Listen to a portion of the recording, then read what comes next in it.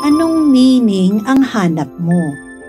Mabiyayang araw ng Huwebes, kapanalig, kapistahan ngayon ni San Cleopas. Ito po si Sister Rose Agtarap ng Daughters of St. Paul para sa mabuting balita. Tayo nang magnilay sa Ebanghelyo ngayon.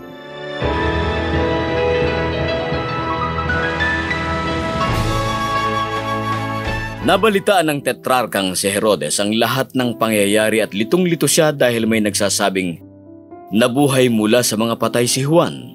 Sinabi naman ng iba na nagpakita si Elias at ng iba pa na isa sa mga propeta noon ang bumangon.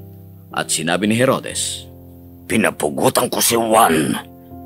Sino nga kaya itong nababalitaan kong gumagawa ng mga yon? Kaya sinikap niyang makita siya.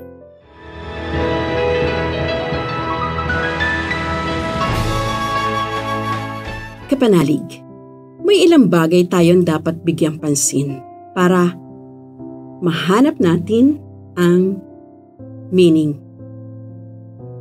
Tulad nitong bato na napulot ko sa dalampasigan. Nabigyan ko ito ng meaning nang gamitin ko siyang panggising ng aking nerves. Effective siya. Bukod dito sa bato, may mas malalim tayong hinahanap na meaning sa buhay.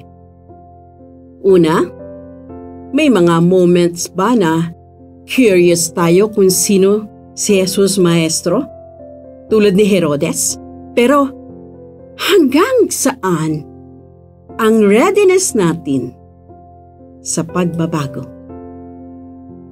Yung mag-a-attend ng community prayer, youth camp for Jesus, pero kapag may panawagan na project for self-growth, nagdadalawang isip, nahihirapang magsikap. Mas madali kasing magpaka-jolly kaysa magpaka-holy.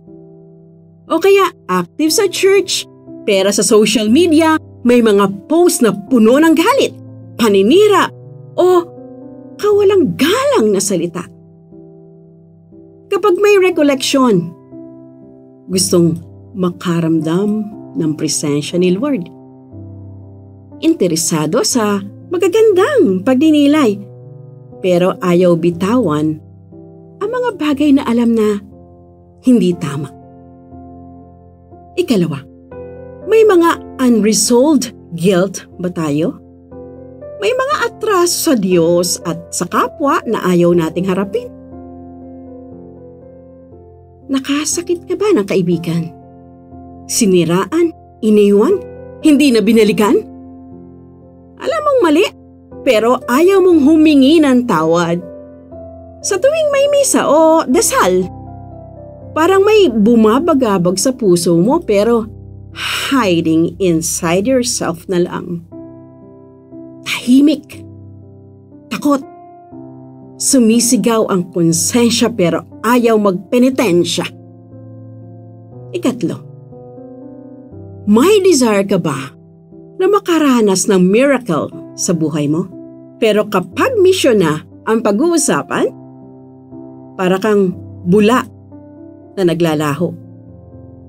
Gusto mong maging magaling, makareceive ng award, makahanap ng new love at naikiran dito sa'yo. Pero ayaw mong sundan ang yapak ni Jesus Maestro. Hinahanap mo siya para sa sarili, hindi para magpuri. Gusto mo ng koneksyon, pero hindi ng relasyon. Kapanalig, ano nga ba ang hanap nating meaning? Hindi sapat ang makita siya. Kailangan natin siyang sundan. Kailangan natin siyang mahalin. Kailangan natin siyang hayaan na baguhin ang puso natin. At ang tunay na misyon ay hindi lang ang makaramdam ng presensya ng ating Jesus Maestro, kundi ang mismong maging presensya niya sa mundo. Mga kapanalig, maraming salamat po sa inyong suporta sa aming misyon, lalong-lalo na sa mga donors at sponsors ng programang ito.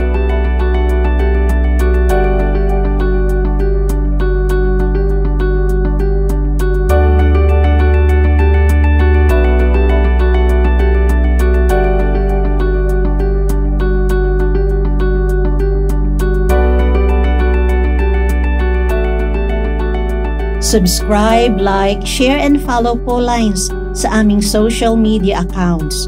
Patuloy po kaming humihingi ng inyong tulong upang maipagpatuloy ang programang ito.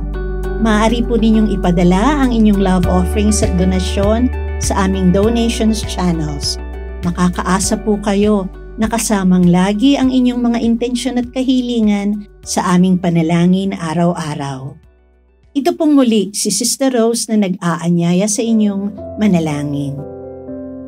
Mga Arkanghel San Miguel, San Gabriel at San Rafael, hinihiling namin ang inyong makapangyarihang pamamagitan sa harap ng trono ng Diyos Ama sa langit.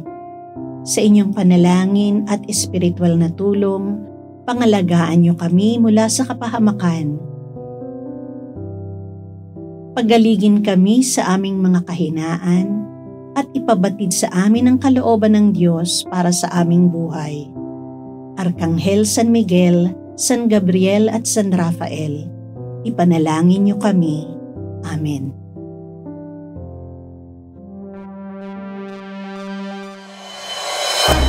We are here to provide a new way of communicating and proclaiming the gospel.